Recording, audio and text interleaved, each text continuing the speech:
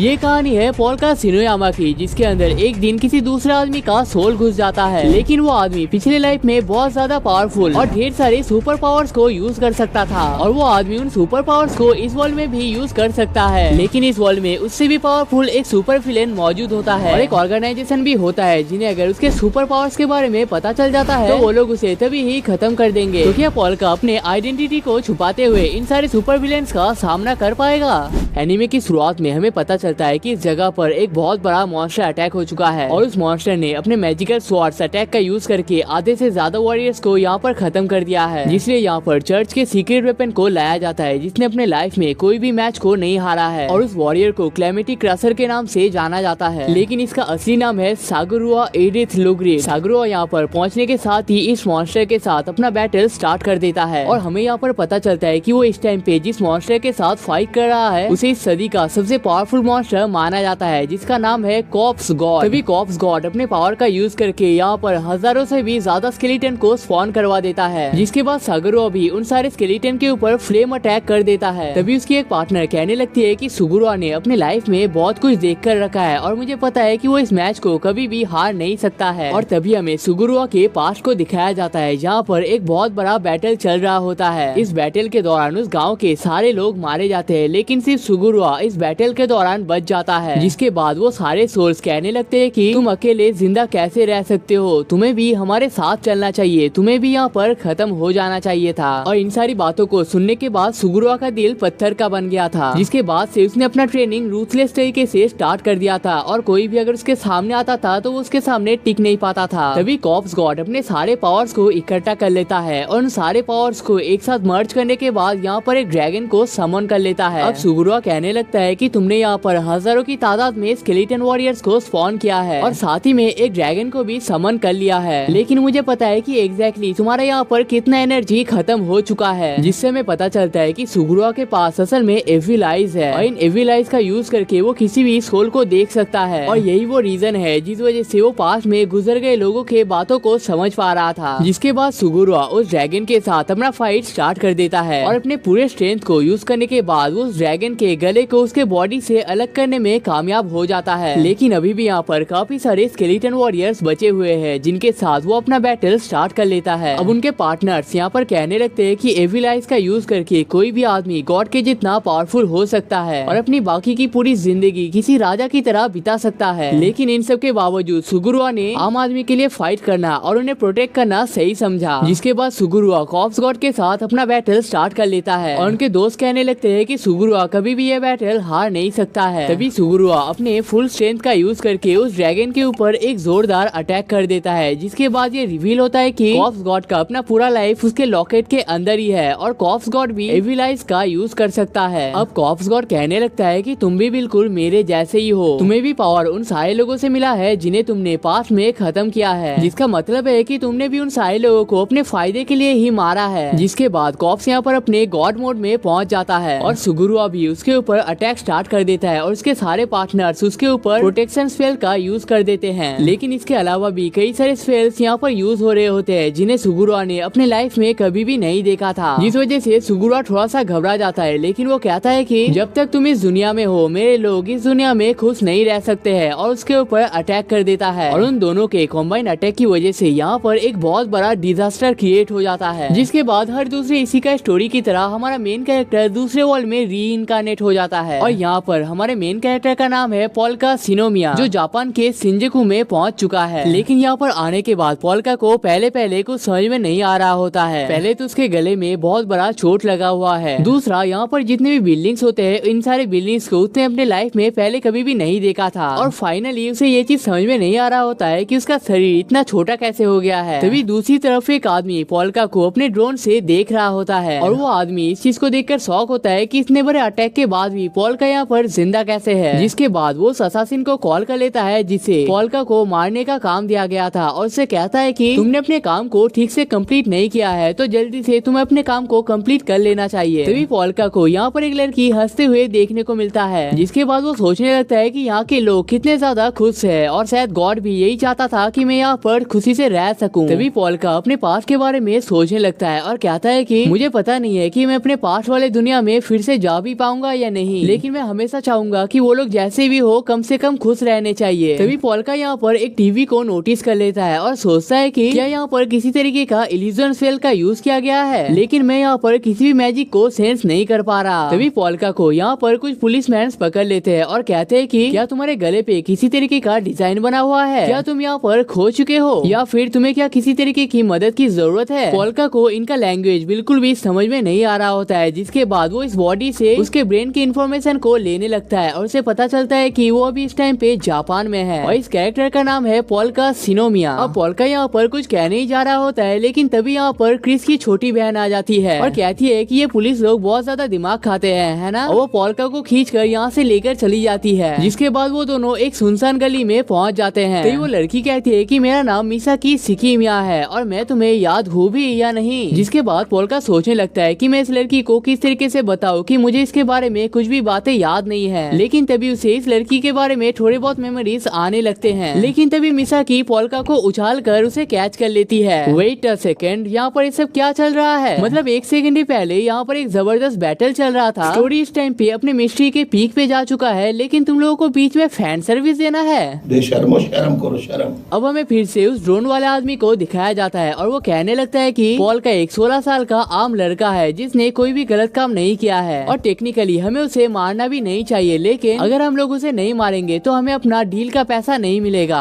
तभी मिसाकी कहने लगती है कि तुम्हारा शरीर एकदम गर्म और चार्मिंग लग रहा है और देखकर ऐसा बिल्कुल भी नहीं लग रहा है कि तुम्हारे साथ थोड़ी देर पहले एक बुरी तरीके का हादसा हुआ है। तभी वो फिर से कहने लगती है लेकिन ऐसा कैसे हो सकता है, मुझे ठीक से याद है मैंने तुम्हें अच्छे तरीके से खत्म किया था। जिसके बाद हमें पता चलता है कि ये वही लड़की है जिसने पोल्का को इस वर्ल्ड में खत्म किया था। जिसे सुनने के बाद पोल्का अपनी पूरी तेजी के साथ यहाँ से भाग जाता है और एक कंस्ट्रक्शन एरिया में पहुँच जाता है। अब पोल्का यहाँ पर कहने लगता है कि वो यहाँ पर स्पिरिट्स को सेंस नहीं कर पा रहा है। इस वर्ल्ड के हवा में भी मैजिक बहुत ही कम अमाउंट में है और वो इस टाइम पे जिसके शरीर के अंदर है मानो उसने कभी भी मैजिक पावर्स का यूज ही नहीं किया है और इस तरीके से वो अपने गले के घाव को भी ठीक नहीं कर पाएगा। और तभी यहाँ पर मिसाकी भी पहुँच जाती है और पोल्का के साथ अपना फाइट स्टार्ट कर देती है। तभी पोल्का सोचने लगता है कि उसके रिफ्लेक्शन तो फास्ट है, लेकिन वो इस तरीके से इस लड़की के सामने टिक नहीं सकता है। तभी मिसाकी उसके ऊपर ब्लेड से अटैक कर देता है और कहता है कि बहुत टाइम बाद इन ब्लेड से कोई बच पाया है। जिसके बाद पोल्का यहाँ से भागने की कोशिश करता है और सोचने लगता है कि कितनी अजीब बात है, थोड़ी देर पहले ये जगह कितना सुंदर और खुशहाल लग रहा था, लेकिन अभी मानो यही जगह उसके मौत का रीजन बन चुका है। तभी मिसाकी यहाँ पर उसे अपने ब्लेड से मारने में कामयाब हो जाती है। लेकिन तभी पोल्का कहता है कि पिछले लाइफ में मैं अपने आप को प्रोटेक्ट करने में कामयाब नहीं हुआ था, लेकिन अब मुझे दूसरा मौका मिला है और मैं इस मौके को ऐसे ही आसानी से जाने नहीं दूंगा। जिसके बाद वो यहाँ से फिर से भागने लगता है। अब मिसाकी कहने लगती है कि मैंने इससे पहले भी कई सारे गैंगस्टर और क्रिमिनल्स को खत्म किया है, लेकिन ये लड़का उन सब से बहुत ही अलग लग रहा है और मैंने अगर इस लड़के को जल्दी खत्म नहीं किया तो शायद मैं इसके ट्रैप में फंस जाऊंगा। और तुम लोगों को तो पता ही होगा कि यहाँ पर किस टाइप के ट्रैप का बात चल रहा है। मतलब हम लोग यहाँ पर ट्रैप पे ट्रैप फेंके जा रहे हैं, लेकिन भाव देने का कोई भी चांस ही नहीं है। लेकिन दूसरी तरफ ये लड़का मारपीट करके और भागा दौड़ी करके ट्रैप बना रहा है। ओ भाई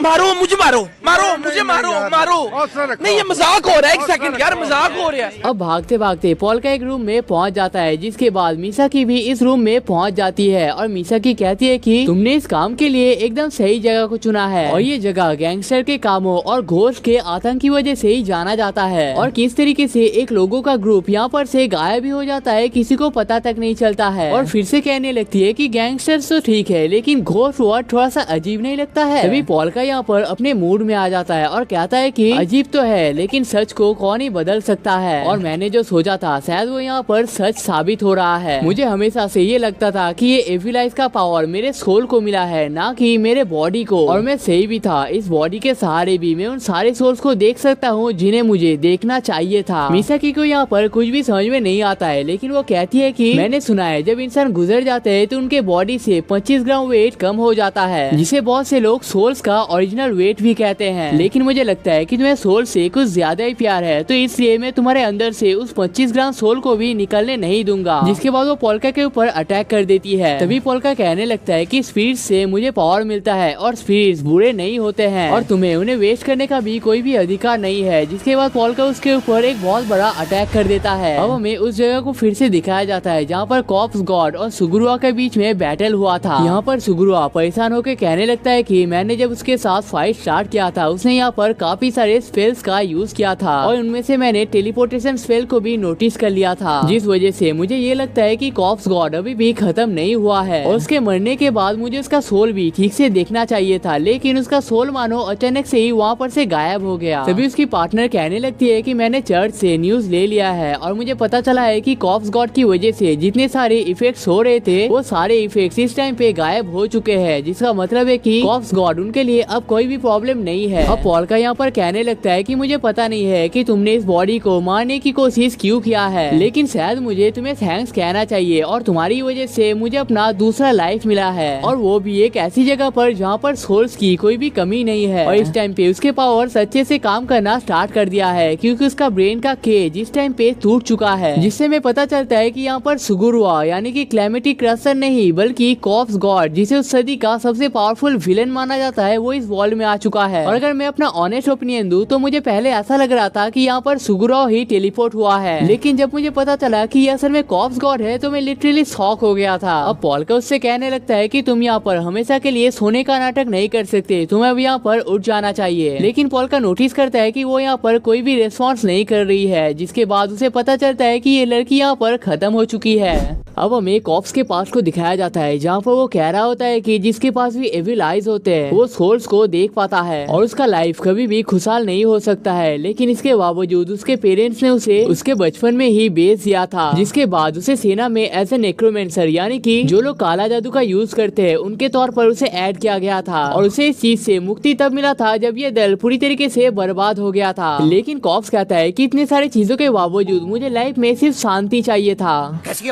अब हमें केव के अंदर कुछ भूखे बच्चों को दिखाया जाता है और कॉर्प्स उन्हें थोड़ा सा खाना देने का डिसीजन लेता है। अब ऐसे ही करते करते एक दिन उन बच्चों को कॉर्प्स के सीक्रेट के बारे में पता चल जाता है, लेकिन उन बच्चों ने कॉर्प्स के साथ ही रहने का डिसीजन ले लिया और उसके साथ ही टाइम स्पेंड करने लगे और इसी के दौरान एक लड़की कॉर्प्स के लिए फीलिंग डेवलप करने लगती है। लेकिन आम लोगों को ये चीज बिल्कुल भी मंजूर नहीं था, एक स्केलेटन एक आम आदमी के साथ कैसे रह सकता है और उन लोगों ने इन पर अटैक करना इन लोगों के साथ रहने से ज्यादा सही समझा और इसी चीज के दौरान वो लड़की यहाँ पर मारी जाती है। अब कॉर्प्स यहाँ पर अपने आप को संभाल नहीं पाता है और एक ही अटैक से उन सारे लोगों को यहाँ पर खत्म कर देता है, लेकिन इसके बावजूद कॉर्प्स को अपने लाइफ में सिर्फ शांति चाहिए था, जिसके बाद वो अपना पूरा टाइम सिर्फ डार्क एनर्जी के बारे में पढ़ने में ही लगा देता है और उस दिन का वेट करने लगता है जब एक सच्चा वॉरियर आके उसे जिंदगी से मुक्ति देगा, क्योंकि वो इंसानों की तरह ऐसे ही नहीं मर सकता है। और फाइनली जब उस वॉरियर ने उसके ऊपर अटैक किया था उसने अपना सुप्रीम रीइंकार्नेशन टेक्निक को ऑन कर लिया था और सिर्फ इसी वजह से वो इस वर्ल्ड में रीइंकार्नेट हो सका है। अब ड्रोन वाला आदमी यहाँ पर बहुत ज्यादा फ्रस्ट्रेटेड हो चुका है क्योंकि उसने ऐसा चीज अपने लाइफ में पहले कभी भी नहीं देखा था, लेकिन तभी उसे उसकी मालिक कॉल कर लेती है और कहती है कि तुमने अपना काम अभी तक फिनिश क्यों नहीं किया है। लेकिन तभी वो आदमी उन्हें एक वीडियो भेज देता है और उन लोगों को इस वीडियो को देखने के लिए कहता है। अब हमें पोल्का के सीन को दिखाया जाता है और वो कह रहा होता है कि इतनी मेहनत करने के बाद मैं इस दुनिया में आ सका हूँ और मुझे यहाँ पर अपनी लाइफ को वेस्ट नहीं करना है। और तभी वो फिर से कहता है कि अगर इस दुनिया के लोगों को पता चला कि मैंने एक लड़की को यहाँ पर खत्म कर दिया है तो वो लोग मुझे यहाँ पर शांति से जीने नहीं देंगे, लेकिन मैंने तो इसके ऊपर कितना कमजोर अटैक किया था, ये लड़की इतनी जल्दी खत्म कैसे हो सकती है, इसके पास कोई हीलिंग या फिर रिकवरी स्पेल भी नहीं है क्या। अब हमें फिर से ड्रोन वाले आदमी को दिखाया जाता है और वो कहता है कि मेरा नाम टाकुमी कुरोया है और मैं अपने ड्रोन और नेटवर्क के सहारे अपने बिजनेसेस को रन करता हूँ और कभी कभी ज्यादा कमीशन के लिए मैं गैंगस्टरों को बॉडी छुपाने में मदद कर देता हूँ। लोग मुझे एक अच्छा आदमी मानते हैं और मैंने उनकी उम्मीदों को कायम रखा है, लेकिन मैं इस घटिया केस में कैसे फंस गया ये तो मुझे भी नहीं पता है। अब हम देखते हैं कि उनकी लीडर अटैक स्पॉट की तरफ जा रही होती है और थोड़ी देर के अंदर वो पोल्का के सामने पहुंच जाती है और इस लीडर का नाम क्लैरिसा है। क्लैरिसा आते ही टाकुमी से पूछने लगता है कि यहाँ पर 2 ड्रोन क्या कर रहे हैं। टाकुमी बताता है कि उसका सिर्फ एक ही ड्रोन है और दूसरा ड्रोन पहले ही खत्म हो चुका है, लेकिन अजीब बात यह है कि दूसरा ड्रोन बिना मोटर के चले ही उड़ रहा है। अब पोल्का कहता है कि उसे बस यहाँ पर थोड़ा सा ही टाइम लगेगा जिसके बाद वो अपने काम को फिनिश कर लेगा, लेकिन पोल्का यहाँ पर जिन टेक्निक्स का यूज कर रहा है इसे देखकर वो सब लोग बुरी तरीके से शॉक होते हैं। तभी क्लैरिसा टाकुमी से पूछने लगती है कि क्या ये काम तुम्हारा है। टाकुमी बताता है कि अगर वो इस टाइप के सीजीआई को बना पाता तो वो इस काम को नहीं कर रहा होता। अब पोल्का कहता है कि थोड़ी देर बाद आप लोगों को इसके ऊपर सिर्फ रिजोल्यूशन मैजिक को यूज करना पड़ेगा, जिसके बाद ये ऑटोमेटिक ही ठीक हो जाएगा। लेकिन वो सब लोग यहाँ पर चुप ही रहते हैं क्योंकि उनमें से किसी को भी इस मैजिक के बारे में कुछ भी पता ही नहीं है। तभी पोल्का उनसे पूछने लगता है कि क्या तुम लोगों के पास हीलिंग स्पेल या फिर रीजेनरेशन का स्पेल नहीं है। वो लोग कहते हैं कि उन लोगों ने ये सारी चीजें सिर्फ गेम के अंदर ही देखा है, लेकिन पोल्का को गेम का मतलब नहीं पता होता है। तभी पोल्का उनसे पूछने लगता है कि क्या यहाँ पर स्पिरिट आर्ट या फिर मैजिक टेक्निक को सिखाया नहीं जाता है। वो लोग बताते हैं कि इस वर्ल्ड में बहुत ही कम ही लोग हैं जो अपने आप को मैजिशियन बोलते हैं, लेकिन उनमें से भी ज्यादातर लोग ढोंगी होते हैं। तभी पोल्का को रियलाइज होता है कि वो इस टाइम पे जिस वर्ल्ड में आ चुका है, इस वर्ल्ड के लोग मैजिक टेक्निक को यूज नहीं कर सकते हैं और ये उसके लिए एक बड़ा खतरा बन सकता है। तभी पोल्का यहाँ पर एक आदमी को घायल कर देता है और कहता है कि अगर तुम लोगों ने एक स्टेप भी आगे बढ़ाया तो मुझसे बुरा कोई नहीं होगा। लेकिन तभी उन्हें न्यूज मिलता है कि साकुजावा बिल्डिंग में इस टाइम पे आग लग चुका है। अब इस चीज को सुनकर वो लोग बहुत ज्यादा टेंशन में आ जाते हैं, क्योंकि याकुजावा बिल्डिंग में काफी सारे बच्चे भी रहते हैं। लेकिन क्लैरिसा कहती है कि जब तक हमारा ये काम खत्म नहीं हो जाता है हम लोग वहाँ पर नहीं जा सकते हैं। तभी वो लोग देखते हैं कि एक अजीब सा आंख उनके टैब की तरफ देख रहा है, जिसके बाद वो लोग तुरंत उसे मार देते हैं। तभी पोल्का कहता है कि यहाँ पर किस टाइप का मुसीबत आ चुका है, क्या कोई मुझे कह सकता है। क्लैरिसा कहती है कि याकुजावा बिल्डिंग एक अनऑफिशियल नर्सरी है जहाँ पर गरीब लोगों के बच्चे पढ़ने के लिए आते हैं और उनके मॉम डैड वही पर काम करते हैं। अब पोल्का उन बच्चों को बचाने का ऑफर देता है और कहता है कि मैं अपने पास के लाइफ में बहुत बार जल चुका हूँ और मुझे पता है कि जलने पर कैसा महसूस होता है और मैं ये सेम चीज बच्चों के लिए होने नहीं देना चाहता। अब क्लैरिसा उसे वहाँ पर जाने का परमिशन दे देती है, लेकिन पूरे टाइम टाकुमी को उसके ऊपर नजर रखना पड़ेगा। अब पोल्का अपने पावर का यूज करके उस बिल्डिंग की तरफ जाने लगता है जिस पावर को उसने उस रूम में कलेक्ट किया था। और टाकुमी कह रहा होता है कि जब ये मिसाकी से बच के भाग रहा था तब तो इतना तेज नहीं जा रहा था, और भाई भागेगा भी कैसे, हजारों साल पुराना कंकाल है तो क्या हुआ है, तो वो मर्द ही ना, इसलिए लड़कियों के सामने कमजोरी तो निकल ही जाती है। बात तो सही है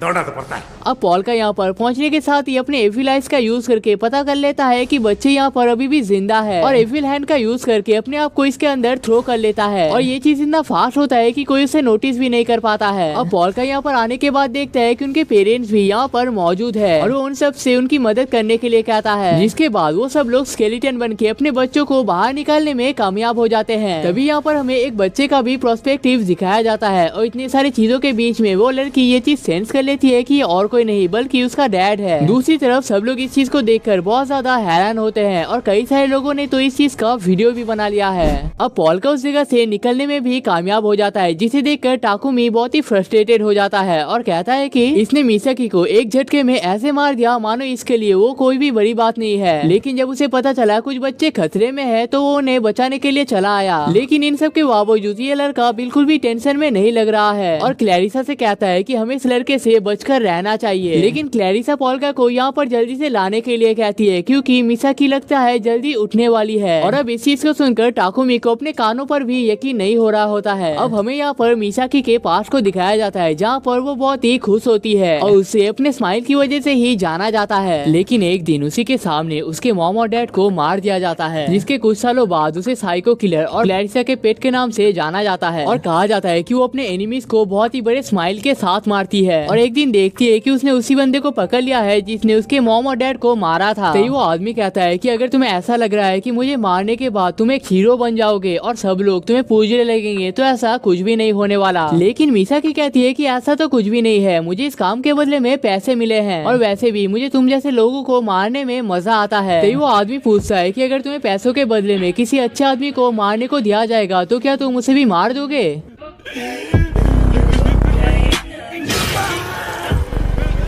तभी मिसाकी कहती है कि मुझे इस काम को करने में कोई भी प्रॉब्लम नहीं होगा, जिसके बाद वो एक अच्छे आदमी के तौर पर पोल्का को चूज कर लेती है और इसी वजह से वो पोल्का को मारने के लिए आया था। अब इसके बाद मिसाकी एक बैरियर के पास आ जाती है और कहती है कि मैंने बुरे आदमी को तो बहुत मारा है और एक अच्छे आदमी को भी बिना किसी प्रॉब्लम के मार दिया, जिसका मतलब है कि मैं इस टाइम पे सबसे बुरा आदमी बन चुका हूँ और मुझ जैसे लोगों को इस दुनिया में रहने की कोई भी जरूरत नहीं है। जिसके बाद मिसाकी यहाँ से जंप कर लेती है, लेकिन तभी उसे कॉल आ जाता है जिस वजह से वो यहाँ पर रुक जाती है और उसे पता चलता है कि जिस आदमी को उसने थोड़ी देर पहले मार के आया था वो अभी भी जिंदा है और उसे अपने काम को फिनिश करने का ऑर्डर दिया जाता है। और आप लोगों को पता होगा कि इसी चक्कर में मिसाकी खुद ही यहाँ पर मारी जाती है। अब हमें यहाँ पर प्रेजेंट टाइम को दिखाया जाता है जहाँ पर मिसाकी की आँख खुल जाती है और कहती है कि एक सेकंड पहले ही तो मेरे ऊपर एक बहुत ही बड़ा हमला हुआ था। पोल्का कहता है कि तुम यहाँ पर खत्म ही हो गए थे, लेकिन मैंने अपने मैजिक पावर का यूज करके तुम्हें वापस लाया है। और इस टाइम पे क्लैरिसा भी यहाँ पर मौजूद होती है, जिस वजह से वो मिसा को हक कर लेती है। लेकिन भाई स्टोरी के बीच में ऐसे मोमेंट्स को मत लाओ यार,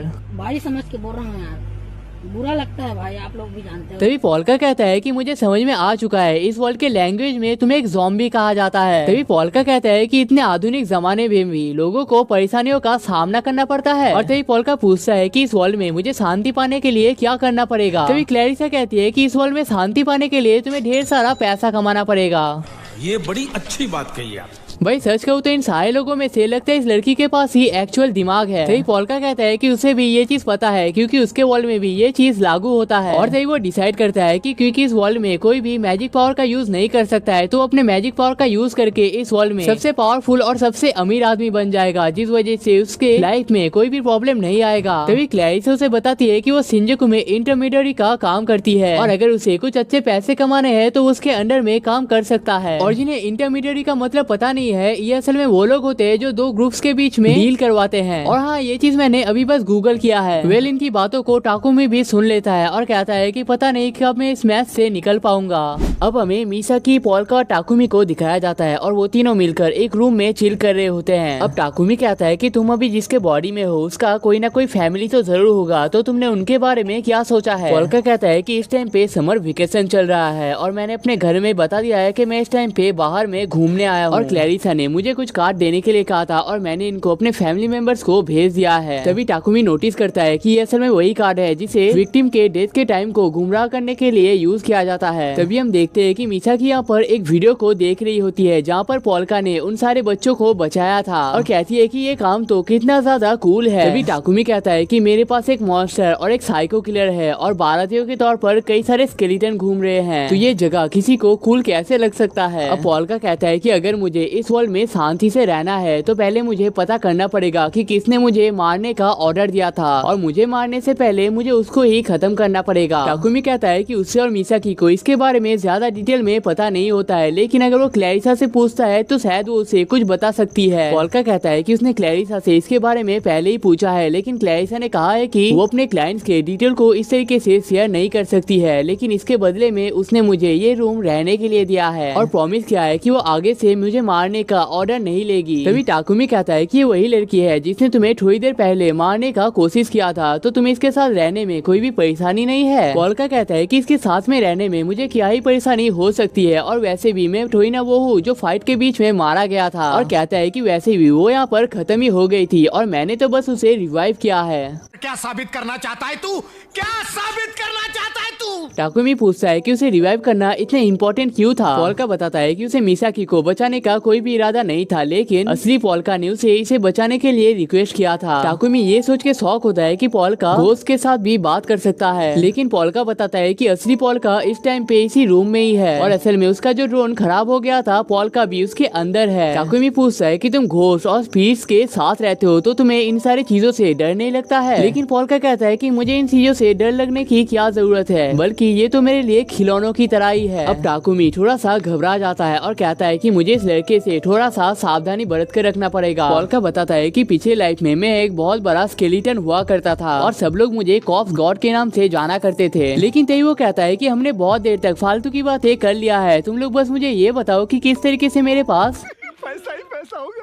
मिसाकी बताती है कि तुम मेरी तरह एक परफेक्ट असासिन बन सकते हो, लेकिन पॉल्का कहता है कि ये मेरे टाइप का काम नहीं है। तभी हमें पता चलता है कि उनके पास एक कस्टमर आ चुका है और उस कस्टमर का रिक्वेस्ट है कि वो अपना काम सिर्फ मिसाकी से ही करवाना चाहता है। वो आदमी कहता है कि किसी दूसरे गैंग के मेंबर ने मुझे मारने का ऑर्डर दिया है और तुम लोगों को मुझे बस प्रोटेक्ट करना है, लेकिन मिसाकी कहती है कि इस टाइम पे वो बहुत ही बिजी चल रही है, इसलिए वो इसका काम नहीं ले सकती है। अब वो आदमी इसे सुनकर बहुत ही निराश हो जाता है। तभी पॉल्का आके कहता है कि मैं तुम लोगों के रिक्वेस्ट को एक्सेप्ट कर लेता हूँ। तभी वो आदमी यहाँ पर बहुत ज्यादा गुस्सा हो जाता है, लेकिन मिसाकी कहती है अगर पॉल्का इस काम को करेगा तो मैं भी उसके साथ में चलूंगी। अब हमें शाम का वक्त दिखाया जाता है और वो आदमी कहता है कि यही वो जगह है जहाँ पर वो सारे असासिन्स रहते हैं और कहता है कि असासिन्स कुछ ज्यादा ही बुरे हैं क्योंकि वो कभी भी पूरे फैमिली को खत्म नहीं करते हैं, क्योंकि वो आधे फैमिली को जिंदा रहकर नरक में देखना चाहते हैं। तभी मिसाकी को पता चलता है कि असल में वही ग्रुप है जिन्होंने उनके मॉम और डैड को मारा था, जिसके बाद वो बिना किसी देरी के उन सभी को मारने के लिए चली जाती है, लेकिन उसे पता चलता है कि उसके ऊपर एम्बुश किया गया है। और जिन्हें एम्बुश का मतलब पता नहीं है, तुम इन असासिन्स को पबजी के कैंपर्स मान सकते हो। लेकिन हमारी मिसाकी भी किसी से कम नहीं होती है। वो उन सारे लोगों को बहुत ही आसानी से यहीं पर खत्म कर देती है और कहती है कि मिसाकी को हारने के लिए तुम्हें इससे ज्यादा स्ट्रॉन्ग लोगों की जरूरत है। लेकिन तभी मिसाकी को कोई पीछे से फायर कर देता है और हमें पता चलता है कि जिस आदमी ने उनसे मदद मांगा था, ये प्लान असल में उसी का है। सही पोल्का कहता है कि तुमने अपने लाइफ का सबसे बुरा डिसीजन इस टाइम पे ले लिया है, क्योंकि तुमने अभी जिसे मारा है वो कोई आम लड़की नहीं है, बल्कि वो तो एक ज़ॉम्बी बन चुकी है जिसे 2 बुलेट से कोई भी फर्क नहीं पड़ सकता है। अब मिसाकी उठने के बाद इन दोनों को ही बहुत ही बुरी तरीके से मारने लगती है। सही पोल्का कहता है कि मैंने उस टाइम पे तुम्हारा नहीं बल्कि तुम्हारे पास में जो छोटे छोटे बच्चे खड़े हुए थे, मैंने उनका रिक्वेस्ट एक्सेप्ट किया था। अब उन बच्चों के घोस्ट ही एक हैंड को क्रिएट कर देता है और उसकी मदद से इन सारे लोगों को ट्रैप कर दिया जाता है। और तभी पोल्का उन बच्चों से माफी मांग लेता है और कहता है कि माफ करना, जब तुम लोग जिंदा थे मैं तुम लोगों की मदद नहीं कर पाया था। अब टाकुमी क्लैरिसा को कॉल कर लेता है और कहता है कि जिस आदमी को वो लोग बचाने के लिए गए थे वही असली ट्रेटर निकला है, और कहता है कि कहीं ये उसी का प्लान तो नहीं है। क्लैरिसा कहती है कि ये उसका काम नहीं है और मिसाकी ने अपने काम के दौरान ढेर सारे दुश्मन बना लिए हैं और ये शायद उन्हीं में से कोई एक होगा। अब हमें 2 लोगों को एक जगह को साफ करते हुए दिखाया जाता है और वो लोग देखते हैं कि यहाँ पर कई सारे लोगों की हालत बुरी तरीके से खराब हो रखी है। लेकिन तभी यहाँ पर उनमें से एक पार्टनर गायब हो जाता है, जिसे देखकर दूसरा पार्टनर की तो हवा टाइट हो जाती है। लेकिन तभी एक पीछे से स्केलेटन हैंड आके उसे भी पकड़ लेता है और हमें पता चलता है कि ये काम असल में लेमिंग का है। और हाँ गाइस, लेमिंग एक बहुत ही पावरफुल विलेन है, तो उसके फाइट को देखकर आपको लिटरली बहुत ही मजा आएगा। अब हमें मिसाकी के सीन को दिखाया जाता है और मिसाकी कह रही होती है कि सच में ऐसा तो लग ही नहीं रहा है कि मुझे पीछे से 2 फायर किए गए हैं। लेकिन भाई कोई सीन्स को तो बंद करो यार, लगता है अब तो नोज ब्लीडिंग ही होके रहेगा।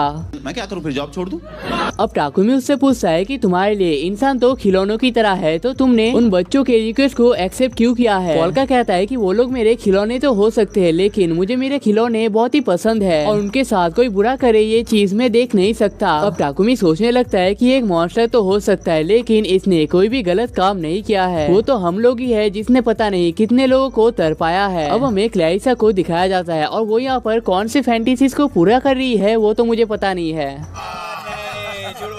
लेकिन तभी क्लैरिसा को एक अजीब सा कॉल आ जाता है और उससे पूछा जाता है कि क्या तुम्हारे टीम में एक मॉन्स्टर को ऐड किया गया है। क्लैरिसा इस चीज को साफ साफ ना कर देती है और कहती है कि जिसने आज उनके टीम में ज्वाइन किया है वो तो असल में मिसाकी का छोटा भाई है और उसे छुट्टी के दौरान कुछ पैसे चाहिए थे, इसलिए वो उनके अंडर काम कर रहा है। अब पोल्का यहाँ पर उनके बुक्स को पढ़ने लगता है और उसे पता चलता है कि यहाँ पर ज्यादा सुपरनैचुरल चीजें एग्जिस्ट नहीं करते हैं, लेकिन इस वर्ल्ड में फैंटम एग्जिस्ट करता है जो कि उनके वर्ल्ड में भी पाया जाता है। अब मिसाकी फैंटम्स के बारे में सुन के एक्साइटेड हो जाती है, जिसके बाद पोल्का कहता है कि अगर उसके पास इनफ माना हो जाता है तो मिसाकी को भी फैंटम में बदल सकता है, जिसे सुनकर मिसाकी और भी ज्यादा एक्साइटेड हो जाती है। दूसरी तरफ टाकुमी कह रहा होता है कि पता नहीं मुझे इतने छोटे से लाइफ में और क्या क्या देखना पड़ेगा, लेकिन वैसे भी मेरा लाइफ बहुत ही बोरिंग हो रहा था, तो फाइनली मुझे कुछ इंटरेस्टिंग करने को तो मिला है। अब थोड़े टाइम बाद वो सब लोग एक साथ खाना स्टार्ट कर देते हैं और टाकुमी पूछता है कि मिसाकी तो इस टाइम पे जिंदा नहीं है, तो उसके बॉडी का क्या होगा? पोल्का कहता है कि उसे कुछ खास फर्क तो नहीं पड़ेगा, लेकिन वो पहले से बहुत ज्यादा पावरफुल और कम सेंसिटिव हो जाएगी। मिसाकी चाहे तो कच्चे मीट को भी खा सकता है, लेकिन अगर उसने किसी जिंदा जीव को काट लिया तो वो थोड़ी देर के लिए पैरालाइज हो सकता है। लेकिन तभी मिसाकी पोल्का को ही काट लेती है और कहती है कि ये चीज तो सच में वर्क करता है। अब मिसाकी टाकुमी से कहता है कि अगर मैंने तुम्हें अभी काट लिया तो ये इनडायरेक्ट किसकी तरह हो सकता है, तो तुम्हें इससे शायद मजा आएगा। लेकिन टाकुमी कहता है कि मैं एक इज्जतदार और उसूलों पे चलने वाला बिजनेसमैन हूँ और मैं अपने क्लाइंट के साथ कभी भी ऐसा व्यवहार नहीं कर सकता। अब हमें एक बार के सीन को दिखाया जाता है जहाँ पर एक आदमी क्लैरिसा का वेट कर रहा होता है और बारटेंडर से पूछता है कि किसी तरीके का प्रॉब्लम आ चुका है क्या। बारटेंडर बताता है कि क्लैरिसा का आजकल काम में बहुत ही प्रेशर चल रहा है, इसलिए वो आज शायद लेट ही आएगी। तभी वो आदमी कहता है कि ये स्केलेटन वाला मामला बहुत ही ज्यादा चल रहा है, लेकिन इसमें इतना इंटरेस्टिंग क्या है ये तो मुझे पता नहीं है, क्योंकि अगर मैं भी मर गया तो मैं भी तो एक स्केलेटन ही बन जाऊंगा ना। लेकिन तभी एक आदमी आके उस आदमी को यहाँ पर उठा लेता है। तभी हम देखते हैं कि एक आदमी दूसरी तरफ इनसे माफी मांग रहा होता है, क्योंकि उसके पास पे करने के लिए इनफ पैसे नहीं है। तभी एक आदमी उसे मारने के लिए जाता है, लेकिन हम देखते हैं कि वो आदमी ही यहाँ पर घायल हो जाता है और उस अकेले आदमी ने इन सारे आदमियों को मार दिया है। अब हमें उस जगह को दिखाया जाता है जहाँ पर पोल्का ने कई सारे लोगों को ट्रैप कर दिया था। फॉर्चुनेटली यहाँ पर पुलिस तो आ जाती है, लेकिन एक आदमी यहाँ पर आने के साथ ही एक मुक्का मार के इस पूरे बॉल को ही तोड़ देता है, जिसके बाद यहाँ पर स्पेशल डिवीजन के लोगों को बुलाया जाता है और वो लोग यहाँ पर आने मुस्कुराने के साथ ही कहने लगते हैं ये काम किसी आम आदमी का नहीं है, ये तो हम में से ही किसी एक का काम है। और उनका पहला ही शक लेमिंग या फिर ग्राइम रीपर के ऊपर जाता है, क्योंकि आजकल जितने भी केसेस आ रहे हैं उनमें से ज्यादातर इन दोनों का ही काम है। और हाँ, इन स्पेशल डिवीजन के लोगों में से इसका नाम है सुबाकी इवानोमे और इसका नाम है कोजाबुरो अरासे। अब हमें पोल्का के सीन को दिखाया जाता है और वो कहता है कि इस टाइम पे उसे पहले से बेटर लग रहा है। तभी टाकुमी कहता है कि हम लोग तो तुम्हारे वहाँ के लोगों जैसे नहीं दिखते हैं, तो तुम्हें यहाँ पर थोड़ा सा अजीब नहीं लगता है? पोल्का कहता है कि ऐसा तो कुछ भी नहीं है, तुम लोग तो बिल्कुल मेरे वहाँ के लोगों के जैसे ही दिखते हो, लेकिन तुम लोगों का स्टाइल थोड़ा सा अलग है। और मुझे लगता है कि यहाँ पर पोल्का मिसाकी के स्टाइल का बात कर रहा है।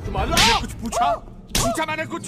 तभी पोल्का कहता है कि तुम्हारे और हमारे वर्ल्ड में काफी ज्यादा सिमिलरिटीज है और शायद तुम्हारे और हमारे वर्ल्ड के बीच में कोई ना कोई कनेक्शन हो सकता है। तभी टाकुमी पूछता है कि उन आदमियों का क्या होगा जिन्हें तुमने वहाँ पर ट्रैप किया था। पोल्का कहता है कि उसने उस ट्रैप को इसी तरीके से बनाया है कि कोई भी आम आदमी इस ट्रैप को तोड़ ही नहीं सकता है। अच्छा।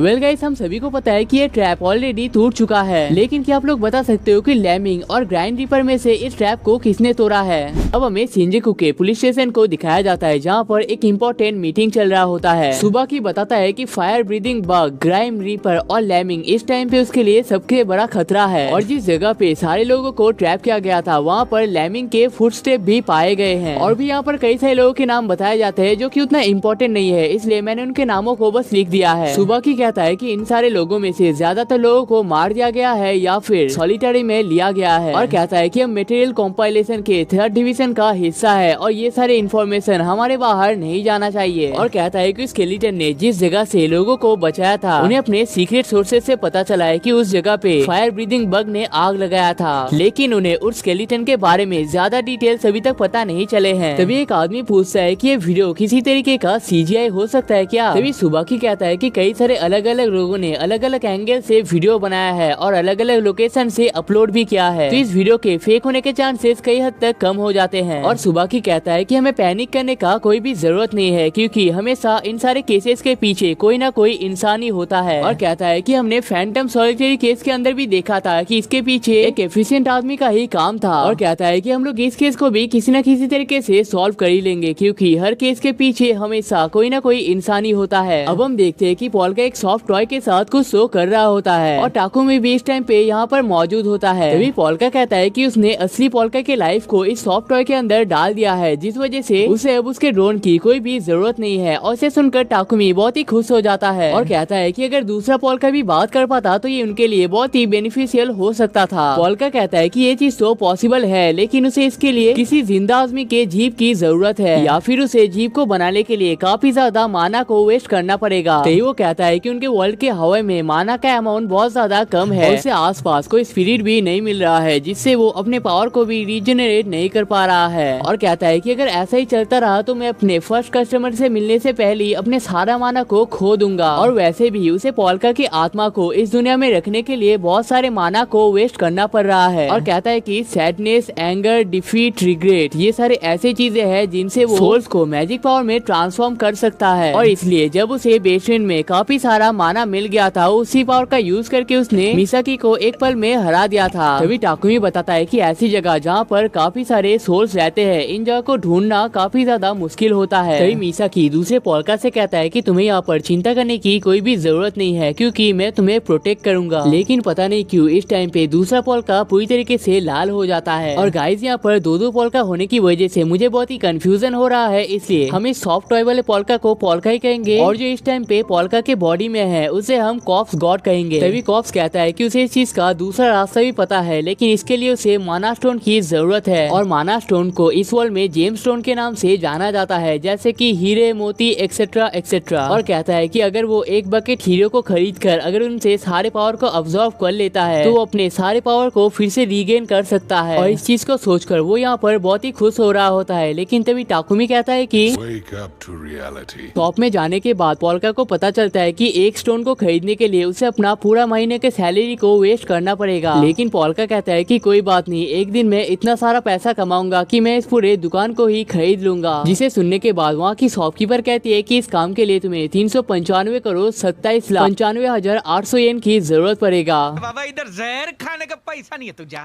जिसके बाद वो दोनों शॉप से निकल जाते हैं और पोल्का कहते हैं कि वो स्टोन बहुत ही पावरफुल था और मुझे स्टोन का जरूरत था। तो मिसाकी कहती है कि क्या तुम उस स्टोन को बिना खरीदे ही बाहर से अब्सॉर्ब नहीं कर सकते। पोल्का कहता है कि वो बाहर से उन स्टोन को अब्सॉर्ब तो कर सकता है, लेकिन इससे वो सारे स्टोन वहीं पर टूट जाते हैं और ये चीज उस शॉप के लिए बिल्कुल भी अच्छी बात नहीं है। जिससे हमें पता चलता है कि पोल्का कभी भी बेवजह किसी का भी नुकसान नहीं चाहता। तभी टाकुमी देखता है कि उनके सामने अरासे पहुंच चुका है और टाकुमी के कुछ कहने से पहले अरासे उसके ड्रोन को पकड़ लेता है और उन दोनों से उन्हें डराने के लिए माफी मांग लेता है और ड्रोन से कहता है कि मुझे पता है जब तुम्हारे ड्रोन के ब्लेड बंद हो जाते हैं तो तुम इसके अंदर से भी बात कर सकते हो। लेकिन टाकुमी यहाँ पर बहुत डर रहा होता है क्योंकि वो अरासे को बहुत पहले से ही जानता है और तभी वो सोचने लगता है कि अगर इसे मिसाकी और पोल्का के बारे में ज्यादा कुछ पता नहीं है तो मैं इसे गुमराह कर सकता हूँ। लेकिन तभी पोल्का कहता है कि वो ड्रोन मेरे दोस्त का है और तुम्हें उस ड्रोन के साथ ऐसा बिल्कुल नहीं करना चाहिए। तभी अरासे कहता है कि उसके जैसा गंदा नाली का खीरा तुम जैसे लोगों को शायद ब्रेन वॉश करता होगा और तुम्हें उसके साथ दोस्ती अभी के अभी तोड़ देना चाहिए। तभी पोल्का कहता है कि घटिया आदमी, ब्रेन वॉशर, गंदी नाली का खीरा, ये सारी चीजें सोसाइटी किसी आदमी को कह सकता है, लेकिन एक आदमी को किसी अपना दोस्त बनाना चाहिए, किसके साथ अपना रिलेशनशिप रखना चाहिए, ये चीज कहने का हक किसी को भी नहीं है। तभी अरासे उससे दूर चला जाता है और कहता है कि अब मुझे टाकुमी के बारे में जानने का इंटरेस्ट नहीं है, मुझे तो तुम में इंटरेस्ट आ चुका है। अब हमें क्लैरिसा के सीन को दिखाया जाता है जहाँ पर सुबह की इवानो में पहुँच चुका है और कहता है कि जब साकुजावा बिल्डिंग में आग लग गया था तुम्हारा टीम किसी रीजन के चलते बहुत ज्यादा बिजी हो गया था, लेकिन उसी टाइम पे तुम्हारा ड्रोन वहाँ पर क्या कर रहा था और अगले दिन ही एक ट्रैप में कई सारे लोगों को पाया गया था जिनमें से एक तुम्हारा आदमी भी मौजूद है और कहता है कि क्या मुझे यहाँ पर समझ लेना चाहिए इन सारे काम में तुम्हारा भी हाथ है। अब दूसरी तरफ टाकुमी कहने लगता है कि काजाबुरो अरासे शिंजुकू के सेफ्टी डिवीजन का मेंबर है, लेकिन वो कोई आम आदमी नहीं है क्योंकि जब वो एक स्ट्रीट गैंग का मेंबर हुआ करता था काजाबुरो ने अकेले ही 8 लोगों को खत्म कर दिया था। तभी अरासे कहता है कि क्या तुम्हें पता है कि टाकुमी एक बहुत बड़ा स्कैमर है और क्या तुम्हारे पेरेंट्स ने ये चीज समझाया नहीं है कि इन जैसे स्कैमर से दूर रहना चाहिए। पोल्का कहता है कि उनके पेरेंट्स ने उसे बचपन में ही बेच दिया था और उनके पेरेंट्स ने उसे कभी भी ये सब कुछ सिखाया नहीं है। अरासे को ये सारी चीजें बहुत ही इंटरेस्टिंग लगती है, जिसके बाद वो उन दोनों से उनका नाम पूछ लेता है। लेकिन टाकुमी यहाँ पर टेंशन में आ जाता है क्योंकि मिसाकी साइको किलर से नाम से बहुत ज्यादा पॉपुलर है और सबको ये भी पता है कि मिसाकी क्लैरिसा के लिए काम करती है। तभी टाकुमी अरासे को कॉल कर लेता है और कहता है कि वो दोनों असल में मेरे गेमिंग के पार्टनर्स हैं और वो दोनों क्लैरिसा के बार में काम करते हैं और इसी बीच में वो वहाँ पर कुछ ड्रोन्स को भेज भी देता है और कहता है कि क्या होगा अगर लोगों को पता चला कि तुम रास्तों में 2 बच्चों को परेशान कर रहे थे और वो भी इसलिए क्योंकि वो दोनों एक बार में काम करते हैं। तभी अरासे कहता है कि लगता है तुम पहले से बहुत ज्यादा बदल चुके हो और मिसाकी और पोल्का को कहता है कि क्या तुम्हें टाकुमी के सच्चाई के बारे में पता है। जब मैंने इसे पहली बार पकड़ा था तो डर के मारे इसने अपने जान को बचाने के लिए अपने सारे दोस्तों का नाम ऐसे ही बता दिया था और तुम्हें इन जैसे लड़कों पर कभी भी यकीन नहीं करना चाहिए। पोल्का कहता है कि टाकुमी थोड़ा सा डरपोक हो सकता है लेकिन वो तुम जैसे कायरों से तो लाख गुना अच्छा है, लेकिन वो दूसरी तरफ यहाँ से भागने का भी तरीका सोच रहा होता है। लेकिन तभी हम देखते हैं कि मिसाकी अरासे के पीछे जा चुकी है और अरासे को एक बहुत तेजी से लात मार देती है, जिसके बाद वो दोनों ही यहाँ से भागने लगते हैं। अरासे उन्हें ढूंढने की कोशिश तो करता है लेकिन ऊपर होने की वजह से वो उन्हें देख नहीं पाता है। टाकुमी उसका साथ देने के लिए शुक्रिया अदा करता है लेकिन कहता है कि अरासे जो कुछ बोल रहा था वही असली सच्चाई है और अगर मेरी जान के ऊपर कोई भी खतरा आता है तो मैं तुम्हारे सीक्रेट को भी बाहर निकाल दूंगा और इसलिए तुम्हें मेरे ऊपर ट्रस्ट करने की कोई भी जरूरत नहीं है। तभी पोल्का कहता है कि मेरे दोस्त के जान से ज्यादा कौन सा सीक्रेट हो सकता है और वैसे भी वो उसे गद्दार कैसे कह सकता है जबकि उसके मॉम और डैड ने तो उसे बचपन में ही बेच दिया था और उनके मुकाबले तो टाकुमी लाख गुना ज्यादा अच्छा है।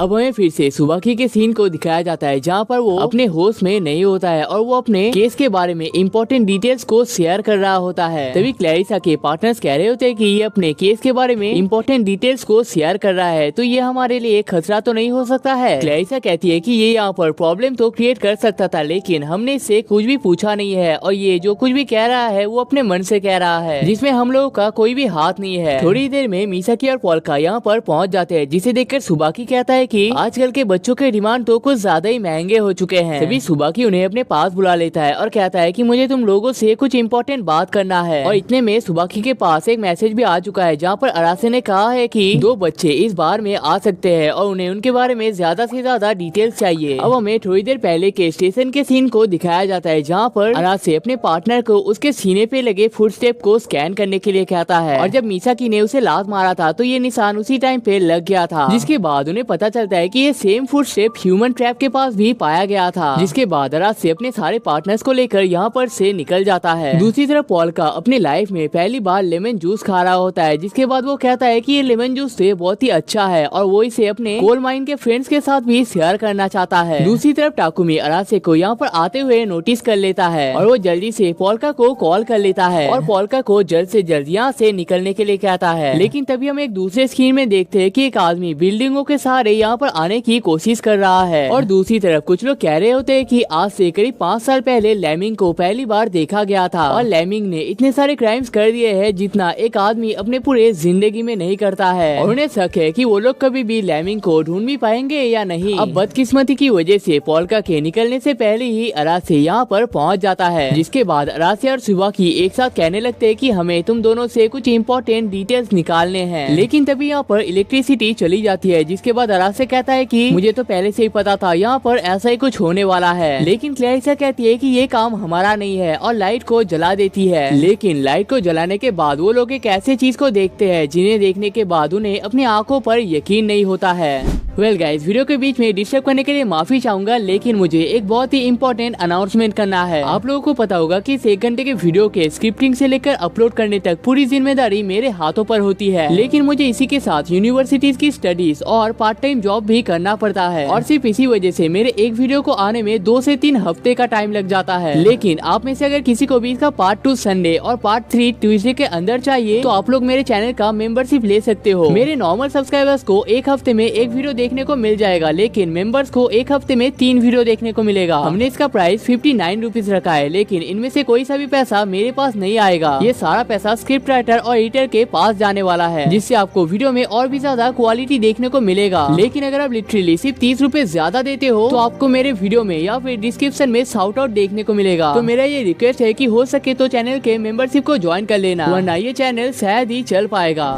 हमें पता चलता है कि यहाँ पर लेमिंग पहुँच चुका है। सब लोग लेमिंग को देखकर शॉक हो रहे होते हैं, लेकिन लेमिंग के पास में जो हजारों की तादाद में सोल्स होते हैं, इसे देखकर पोल्का शॉक होता है। अब क्लैरिसा अपने पार्टनर्स को शांत होने के लिए कहती है और कहती है कि अगर लेमिंग को हमें मारना ही होता तो पहले ही हमें मार दिया होता, इतने टाइम का वेट नहीं कर रहा होता। और सुबाकी यहाँ पर सोच रहा होता है कि अगर वो यहाँ पर चुपचाप खड़ा रहता है तो लेमिंग उसे शायद छोड़ सकता है। भाई अब मुझे पक्का पता चल चुका है इस बंदे को पन्नी के नशे के अलावा और कुछ करना ही नहीं आता। अब लेमिंग अपने फुल तेजी के साथ उन सारे लोगों को एक साथ मारने लगता है। लेकिन तभी अरासे एक बोतल को लेकर उसके पास चला जाता है और कहता है कि तुमने मुझे सीरियस ना लेकर बहुत बड़ी गलती कर दी है। अब लेमिंग फिर से भाग जाता है, लेकिन इस बार मिसाकी को लेकर भागने लगता है। अरासे उसे रोकने की कोशिश तो करता है, लेकिन इस बार भी वो उसे रोकने में कामयाब नहीं हो पाता है। अब पोल्का अपने पावर्स से उसे रोकने के लिए तो जाता है, लेकिन वो अपने पावर्स को यूज नहीं कर पाता है, क्योंकि उसे याद आता है कि यहाँ पर काफी सारे पुलिस मौजूद है और अगर उन्हें पता चल गया कि वो मैजिक पावर्स का यूज कर सकता है तो इस वर्ल्ड में शांति से नहीं रह सकता है। तभी पोल्का फिर से सोचता है कि अगर मैं मिसाकी को यहाँ से जाने दूंगा तो मैं इस वर्ल्ड में तो छोड़ो हजारों वर्ल्ड में भी शांति से नहीं रह पाऊंगा। जिसके बाद वो लेमिंग के ऊपर अटैक करना स्टार्ट कर देता है। अब इन चीजों को देखकर सुबाकी और अरासे बहुत ही शॉक होते हैं, क्योंकि उन्होंने अपनी लाइफ में ऐसी चीजों को कभी भी नहीं देखा था। तभी बीच में पोल्का मिसाकी को लेमिंग से अलग करने में कामयाब हो जाता है, जिसके बाद लेमिंग मिसाकी को फिर से पकड़ने के लिए जाता है और पोल्का अपने सारे पावर्स का यूज करके उसे रोकने की कोशिश करता है। लेकिन लेमिंग इतना फास्ट और एक्यूरेट होता है कि पोल्का के अटैक भी यहाँ पर उतने कामयाब नहीं हो पाते हैं। अब लेमिंग के मिसाकी के पास पहुँचने के बाद ही मिसाकी लेमिंग को कुछ कहने लगती है और तभी अचानक से वो लेमिंग को काट देती है। मिसाकी यहाँ पर सोच रही होती है कि जैसे उसने पोल्का को बेहोश कर दिया था, इसी तरीके से वो लेमिंग को भी बेहोश कर सकता है। लेकिन लेमिंग के हाथ में इतने सारे बैंडेजेस होने की वजह से मिसाकी उसे टच नहीं कर पाता है, जिसके बाद मिसाकी अपने फोक से उसके ऊपर अटैक कर देती है। जिसके बाद पोल्का समझ जाता है कि वही फोक है जिसमें मिसाकी का सलाइवा लगा हुआ है, लेकिन इसका अमाउंट कम होने की वजह से लेमिंग को यहाँ पर सिर्फ चक्कर आ रहे होते हैं। अब पोल्का यहाँ पर मिसाकी को शुक्रिया अदा करने लगता है और कहता है कि तुमने जो काम किया है इससे ज्यादा कुछ फर्क तो नहीं पड़ेगा, लेकिन मुझे अपने सुप्रीम आर्ट को एक्टिवेट करने का मौका मिल चुका है। और यहाँ पर एक बहुत बड़े स्केलेटन को स्पॉन कर देता है। अब हमें थोड़े टाइम बाद का सीन दिखाया जाता है जहाँ पर पोल्का मिसाकी को बचाने में कामयाब हो जाता है और टाकुमी तो इस चीज को यकीन कर ही नहीं पाता है और कहता है कि लेमिंग का नजर एक बार जिस आदमी पर पड़ जाता है वो आदमी कभी भी जिंदा नहीं बच पाता है। और शायद ऐसा पहली बार हो रहा है कि लेमिंग अपने केस में फेल हो चुका है। दूसरी तरफ हम देखते हैं कि सुबाकी और अरासे भी इस फाइट के बाद बच चुके हैं, लेकिन इन दोनों की हालत यहाँ पर बहुत ही खराब हो रखी है। और सुबाकी को तो अभी तक ये चीज समझ में नहीं आ रहा है कि कहीं वो यहाँ पर सपना तो नहीं देख रहा है। अब पोल्का मिसाकी को शुक्रिया अदा करता है और कहता है कि मुझे पता है कि तुमने लेमिंग के साथ अपना कुछ सीक्रेट शेयर किया है और इसी वजह से मुझे उसे हराने का मौका मिला है। मिसाकी कहती है कि उसने यहाँ पर कोई भी खास काम नहीं किया है, बल्कि वो तो तुम ही थे जिनने हम सबको इस जगह से प्रोटेक्ट किया है। तभी पोल्का को अपने टीचर की बातें याद आने लगती है और उनके टीचर ने उससे कहा था कि फर्क नहीं पड़ता है कि तुम किसी आदमी को कितने सालों से जानते हो, अगर तुम्हें उसे मदद करने का मन करता है तो तुम्हें तभी उसकी मदद कर देनी चाहिए, क्योंकि तुम्हें कभी भी पता नहीं होता है कि तुम्हें दूसरा मौका मिलेगा भी या नहीं। और कहती है कि मुझे पता है तुम्हें गॉड की तरफ से हजारों सालों तक जीने का मौका मिला है, लेकिन इससे फर्क नहीं पड़ता कि तुम किसी आदमी के साथ अपना रिश्ता कितने सालों तक बना पाते हो, फर्क इससे पड़ता है कि तुम्हें उस आदमी के साथ रिश्ता बनाने में मजा आना चाहिए। जिसके बाद पोल्का रियल पोल्का मिसाकी और टाकुमी से कहता है कि मुझे तुम्हारे वर्ल्ड के बारे में ज्यादा कुछ पता नहीं है, लेकिन मुझे तुम्हारे वर्ल्ड के बारे में बहुत कुछ जानना है। और कहता है कि मुझे अब उस शांति की कोई भी जरूरत नहीं है, क्योंकि मुझे अपने लाइफ को और काटना नहीं है, मुझे अपने लाइफ को तुम लोगों के साथ बिताना है। अब लेमिंग अपने बॉस के पास पहुंच जाता है और अपने बॉस को कहता है कि जिन्बा इस टाइम पे खत्म हो चुका है और जिन्हें जिन्बा याद नहीं है ये वही आदमी है जिसने मिसाकी को मारने का कोशिश किया था। लेकिन उसका बॉस कहता है कि जब तक लेमिंग सेफ है उन्हें इन सारे लोगों से कोई भी फर्क नहीं पड़ता है। तो हम लोग देखते हैं कि उसके डेस्क में एक पिक्चर पड़ा हुआ है जहाँ पर मोस्ट प्रॉब्ली ये पोल्का के फैमिली का पिक्चर है। तभी लेमिंग पोल्का की तरफ इशारा करके कहता है कि ये बंदा अभी भी जिंदा है। तभी उसका बॉस कहता है कि पोल्का तुम अभी भी जिंदा हो, लेकिन ये चीज तुमने मुझे बताया नहीं है। अब हमें पोल्का के सीन को दिखाया जाता है जहाँ पर वो अपने दोस्तों को समझा रहा होता है कि अगर उसे इस वर्ल्ड में शांति से रहना है तो उसे काफी सारे पैसों की जरूरत है और इसलिए वो यहाँ पर एक बिजनेस को स्टार्ट करना चाहता है। तो पोल्का उन्हें एक पेन दिखाता है जिसके अंदर उसने किसी आदमी का आत्मा डाला हुआ है। तो वो पेन यहाँ पर लिखता है कि मेरा नाम होसोरोगी है, 5 साल पहले मैं इस जगह पर गुजर गया था और मुझे क्लाइसा के लोगों से मिलकर बहुत ही अच्छा लगा है। तो पोल्का उन्हें समझाता है कि उसके पास एक ऐसा सुपर पावर है जिसकी मदद से वो आत्माओं को ऑब्जेक्ट के अंदर डाल सकता है और वो इसी पावर का यूज करके टैलेंटेड बंदों के आत्माओं को ऑब्जेक्ट के अंदर डाल देगा और उससे वो अच्छे से अच्छा काम करवा सकता है और इस चीज से शायद उसके पास जल्दी ही पैसा होगा। तभी टाकुमी कहता है कि मुझे पता है ये बिजनेस चाय और गोलगप्पे के बिजनेस को खड़ा करने के बाद उनके फ्रेंचाइजी बेचने से तो बहुत ही अच्छा है, लेकिन क्या तुम्हारा दिमाग खराब हो चुका है? अगर किसी को पता चल गया कि तुम यहाँ पर सोल्स का यूज कर सकते हो तो ये हमारे लिए बहुत बड़ा खतरा बन सकता है। तो ये पेन यहाँ पर कहता है कि अगर तुम लोगों को पैसे कमाने हैं तो मेरे पास एक परफेक्ट आइडिया है। अब तुम लोग शायद इस चीज पर यकीन नहीं करोगे, लेकिन उस पेन की बातों को मानने के बाद वो लोग यहाँ पर 100,000 येन कमा लेते हैं, जो की इंडियन करेंसी में 57,000 रुपीज होते हैं और उन्होंने ये सारा पैसा सिर्फ एक हफ्ते में कमाया है। अब तुम लोग सोच रहे होगे कि ऐसा क्या काम है जिसकी मदद से वो लोग एक हफ्ते में ही इतना ज्यादा पैसे कमा लेते हैं।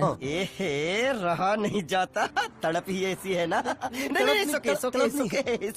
वेल वो लोग यहाँ पर एक्चुअली फॉर्च्यून टेलिंग का बिजनेस स्टार्ट करते हैं और हाँ ये वही बिजनेस है जहाँ पर ये लोग 10 रुपए लेकर तुम्हें अपना फ्यूचर बताते हैं, लेकिन ये शॉप उनसे थोड़ा सा स्पेशल है। पोल्का के पास एक बुरी औरत फॉर्च्यून टेलिंग के लिए आती है, लेकिन साथ ही में उसके साथ उसका हस्बैंड भी होता है जो कि इस टाइम पे गुजर चुका है। तो वो आत्मा पोल्का के पास जाकर कुछ कहता है, जिसके बाद पोल्का कहता है कि आपने पिछले महीने में ही अपने किसी करीबी को खो दिया है और आप जिस चीज को ढूंढ रहे हैं वो आपके घर के पीछे लाइमस्टोन के नीचे पड़ा हुआ है और इस औरत को असल में अपने हस्बैंड का छुपाया हुआ सेफ का की नहीं मिल रहा होता है और पोल्का यहाँ पर उसी चीज का लोकेशन बता देता है। वेल ये तो सिर्फ एक केस हो गया, लेकिन पोल्का मेजोरिटी केसेस को कैसे संभालता है? प्लान बहुत ही सिंपल है। एक पेपर में हर हर किसी को अपना नाम और एज एक पेपर में लिखना पड़ता है। जिसके बाद टाकुमी उस डिटेल को लेकर उनके आईडी को हैक करने लगता है। जिसके बाद पोल्का अपने थर्ड आई से उस डिटेल्स को देख रहा होता है और सेम टाइम पे वो इन डिटेल्स को उनके सामने कह रहा होता है और अपने आप को असली साबित करने के लिए यहाँ पर मैजिक पेंसिल्स का भी यूज कर रहा होता है। लेकिन अब एक एग्जाम्पल तो बनता है। पोल्का के पास एक आदमी फॉर्च्यून टेलिंग के लिए आता है। जिसके बाद पोल्का उनसे कहता है कि तुम्हारी लाइफ की सबसे बड़ी प्रॉब्लम है कि तुम गेम के एडिक्शन को छोड़ नहीं पाते हो, तो तुम्हें सबसे पहले उस चीज को छोड़ देना चाहिए और तुम्हें अपने मेडिकल प्रोफेशन में और भी ज्यादा फोकस करना चाहिए। लेकिन वो आदमी इस चीज को देखकर शॉक हो जाता है जब पोल्का ये भी बता देता है कि उसका पैर टूटा हुआ है, जबकि उसने ये डिटेल्स किसी के साथ भी शेयर नहीं किया था। और इन्हीं ट्रिक्स का यूज करके पोल्का यहाँ पर 100% एक्यूरेसी के साथ सारी चीजों को गेस कर रहा होता है। अब इसके बाद पोल्का कहता है कि ये सारे पैसे हम सब में इक्वली डिवाइड होने चाहिए। इसके बाद टाकुमी कहता है कि तुम्हारा दिल सच में बहुत ही बड़ा है। लेकिन असली पोल्का यहाँ पर कह रहा होता है कि उसे यहाँ पर कोई भी पैसों की जरूरत नहीं है। तभी टाकुमी कहता है कि ऐसा तो होना ही था, पोल्का ने अपने लाइफ में बहुत सारे पैसों को पहले ही देख लिया है और इसका रीजन है कि लेकिन तभी यहाँ पर कुछ लोग पहुँच जाते हैं जिनमें से 2 बच्चे भी मौजूद होते हैं। इस लड़की का नाम है काजुकी शिनोयामा और इस लड़के का नाम है शिजुकी शिनोयामा। और वो दोनों पोल्का से कहने लगते हैं कि अंकल पोल्का, हमने आपको तो 1 महीने से देखा ही नहीं है। तो पोल्का समझ जाता है कि ये दोनों असली पोल्का को जानते हैं। जिसके बाद वो यहाँ पर अपने मुंह को छुपाने लगता है और कहता है कि पोल्का, कौन पोल्का, मुझे तो पोल्का के बारे में कुछ पता ही नहीं है। तभी काजुकी कहने लगती है कि आपकी मजाक करने की आदत अभी तक गई नहीं है और कहती है कि मैंने सुना है कि आपने फॉर्च्यून टेलिंग का काम स्टार्ट किया है, तो क्या आपको मेरे भी फ्यूचर के बारे में पता है? मिसाकी कहती है कि हम लोग इस टाइम पे फॉर्च्यून टेलिंग नहीं करते हैं। अगर तुम्हें अपना फ्यूचर जानना है तो तुम कल सुबह 10 बजे यहाँ पर आ सकते हो। तभी काजुकी यहाँ पर गुस्सा हो जाती है और कहती है कि तुम्हें पता है कि तुम किसके सामने बात कर रहे हो? टाकुमी कहता है कि एक गरीब लड़की से जो कि कुछ रीजंस के चलते अचानक से अमीर हो चुकी है। अब काजुकी यहाँ पर रोने वाली होती है, लेकिन पोल्का टाकुमी को यहाँ पर रोक देता है और काजुकी को हक कर लेता है। शिजुकी कुछ कहने जा रहा होता है, लेकिन पोल्का उसे भी हक कर लेता है और कहता है कि तुम्हें अपना फ्यूचर जानना था ना, तो मैं कहता हूँ कि तुम लोगों का फ्यूचर है और मैं तुम्हारे फ्यूचर को प्रोटेक्ट करूंगा। लेकिन तभी हमें पता चलता है कि पोल्का यहाँ पर उन बच्चों से नहीं बल्कि एक इविल स्पिरिट से बात कर रहा है और कहता है कि घर में बता देना, कल मैं घर में वापस आ रहा हूँ। जिसके बाद वो सब लोग यहाँ पर से चले जाते हैं। तभी टाकुमी कहता है कि तुम सिर्फ एक इविल स्पिरिट के बातों में आकर इतना बड़ा डिसीजन ले लिया है। लेकिन पोल्का कहता है कि वो लोग मेरे अपने ही है और उन्हें प्रोटेक्ट करना मेरी जिम्मेदारी है और वैसे भी वो बच्चे मुझे अपने कुछ बच्चों की याद दिला रहे थे। अब वो दोनों रास्ते में बात कर रहे होते कि उन्हें पोल्का अंकल का बिहेवियर बहुत ही अलग लग रहा था। लेकिन तभी उनके सामने टाकेरू शिनोयामा यानी कि लेमिंग का बॉस पहुंच जाता है और उन्हें रात में इस तरीके से घूमने के लिए मना करता है और उनसे पोल्का अंकल के बारे में पूछने लगता है। वो लोग बताते हैं कि पोल्का कल उनके घर में वापस आने वाले हैं। जिसके बाद टाकेरू कहता है कि तुम्हें इस टाइम पे सावधान रहना चाहिए क्योंकि शिजुका के साथ जो हुआ था वो तुम लोगों के साथ भी हो सकता है। जिसके बाद हमें पता चलता है कि इस इविल स्पिरिट का नाम ही शिजुका है। दूसरी तरफ मिसाकी पोल्का से पूछता है कि क्या तुम्हें रियल पोल्का के घर के रास्ता भी पता है? टाकुमी कहता है कि पोल्का के फैमिली शिनोयामा ग्रुप के मेंबर है जिनके पास ट्रिलियंस में पैसे हैं। हाँ, वो लोग जापान के सबसे रिचेस्ट पर्सन तो नहीं है, लेकिन उनके पास बहुत ज्यादा पैसे हैं और यहाँ तक कि वो लोग MC स्टैन के शूज को भी खरीद सकते हैं। 80,000 के शूज है, 80,000 के, तेरा घर जाएगा इसमें। पोल्का के पिताजी रोजान शिनोयामा ग्रुप के लीडर हैं। उनकी उम्र इस टाइम पे 79 हो चुकी है और उनके टोटल 2 बच्चे हैं जिनमें से दूसरा बच्चा पोल्का है और अगर उन्हें कल को कुछ हो जाता है तो उनका सारा प्रॉपर्टी में से आधा पोल्का को मिल जाएगा। और ये बहुत ही आसान सी बात है कि क्यों पोल्का के इतने सारे दुश्मन हैं और इसीलिए टाकुमी उसे वहाँ पर जाने से पहले उसे एक बॉडीगार्ड लेने का सलाह देता है क्योंकि वो सबके सामने अपने मैजिक पावर्स का तो यूज नहीं कर सकता है। जिसके बाद पोल्का एक स्केलेटन को कुछ कपड़े पहना के उसे अपना बॉडीगार्ड कह देता है। लेकिन टाकुमी कहता है कि क्या तुमने पहले कभी भी बॉडीगार्ड को देखा भी है? जिसके बाद पोल्का कहता है कि पिछले लाइफ में उसके पास सैबर टूथ टाइगर और सिविलियन कॉप्स नाम का 2 प्रोटेक्टर हुआ करता था, लेकिन इस वर्ल्ड में उसे एक भरोसेमंद इंसान की जरूरत है जो कि साथ ही में बहुत ही स्ट्रॉन्ग होना चाहिए। जिसके बाद वो दोनों ही एक साथ मिसाकी की तरफ देखते हैं। तो गया बेटे। अब हमें एक रात के सीन को दिखाया जाता है जहाँ पर एक आदमी कानो नाम की एक लड़की की पिक्चर को देख रहा होता है और कहता है कि जरूर उसे मैजिक करने का पावर तुम्ही से मिला होगा, लेकिन लगता है अब इस चीज को मुझे ही संभालना पड़ेगा।